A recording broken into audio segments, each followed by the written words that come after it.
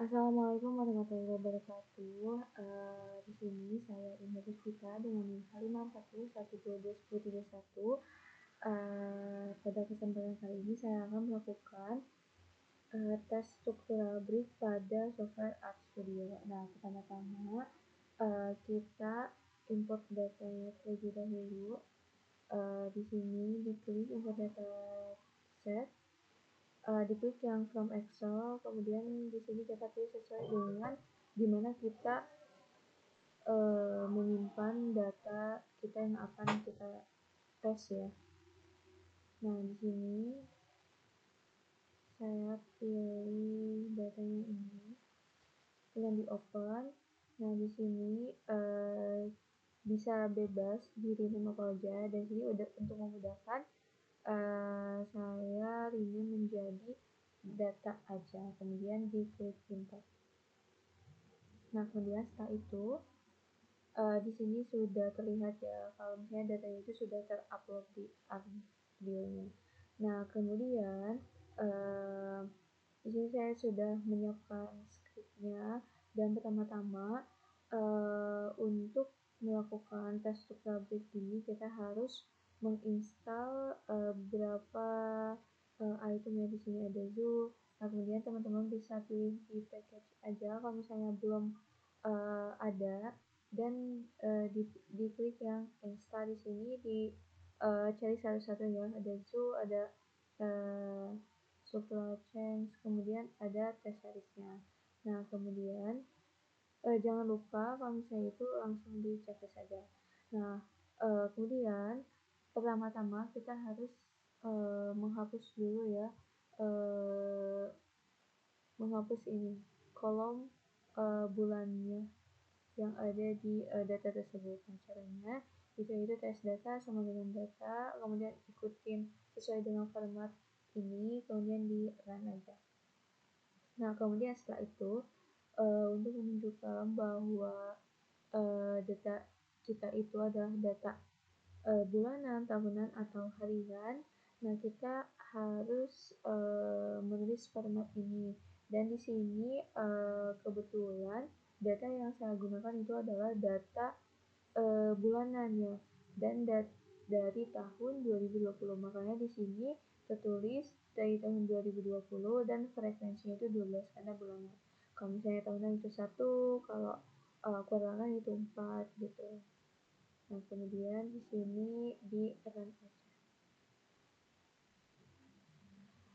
Nah, kemudian setelah itu kita untuk melihat ada atau tidaknya si struktural brief ini, kita akan melihat plot datanya terlebih dahulu, dan caranya kita tulis plot ts data di sini, kemudian di run aja.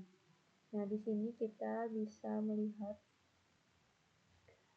plot dari data tersebut ini bagaimana gitu. Nah, di sini sangat terlihat jelas sekali ya bahwa dari grafik ini ada struktural breaknya, dimana pada titik ini dia tiba-tiba menurun gitu ya, secara tiba-tiba, secara drastis sekali gitu.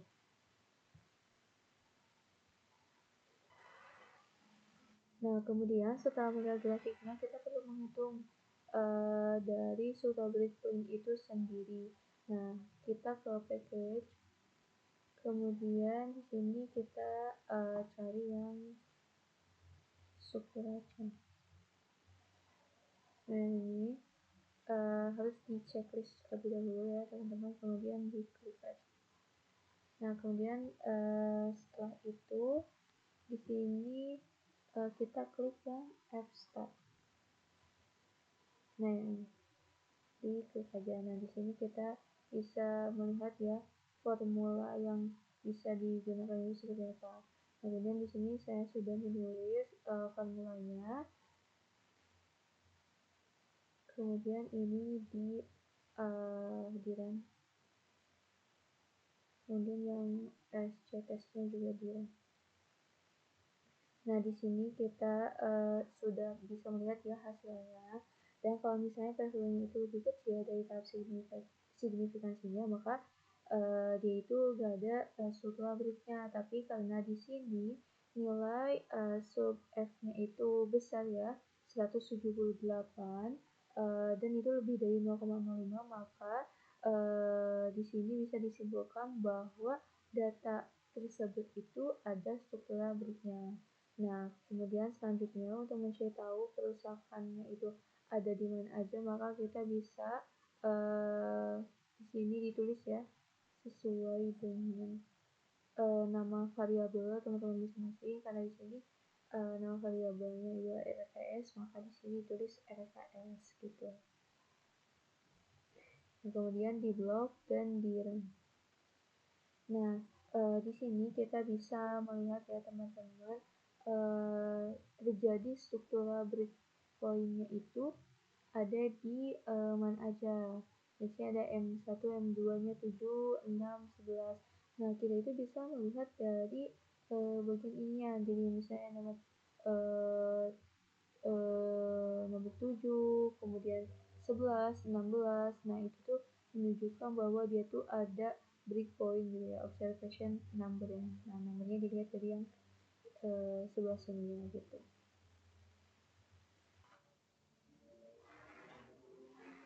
Nah, kemudian selanjutnya kita akan melakukan struktural breakpoint testnya. Nah, di sini kita ke package dulu, kemudian pilih yang ini, kemudian pilih yang EF. Nah, ini diklik saja. Nah, di sini itu kita bisa melihat apakah parameternya itu stabil atau modelnya itu cocok untuk digunakan. Nah, kemudian setelah itu kita balik lagi ke sini, ditulis lagi BPRS 3 sama FP dan sebagainya LS chosen. Kemudian setelah itu kita run. Nah, kemudian untuk melihat plotnya di sini langsung bisa tulis aja plot BPRS 3. Nah, di sini kita bisa melihat ya hasil dari RS distribution testnya itu gambarnya seperti ini.